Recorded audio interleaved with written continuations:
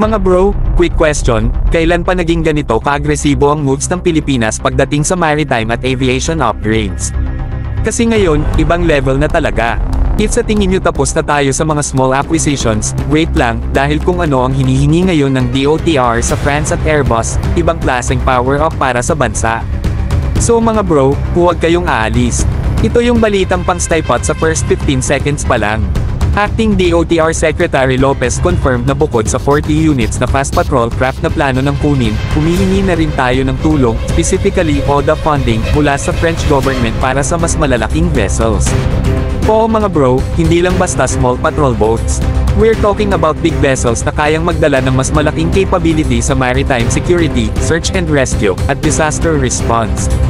Kung matutuloy ito, magiging isa na naman itong major boost sa kakayahan ng bansa lalo na sa pagmonitor at pagprotekta ng ating territorial waters. Pero hindi doon natatapos ang usapan. Sinabi rin ni Secretary Lopez na kinakausap na natin ang Airbus para sa air assets. Ibig sabihin, habang pinapalakas natin ang ating maritime fleet, ini-elevate din natin ang ating aviation side, from surveillance, transport, hanggang rescue operations. Mga bro, hindi biro yan. Kapag nag-align ng vessels at air assets, ibang level na interoperability ang mabubuo. Makikita dito na hindi lang basta nagpapaganda ng inventory ang DOTR. They're building a coordinated, modern, and truly capable system na kayang magtrabaho sa lupa, dagat, at himpapawid.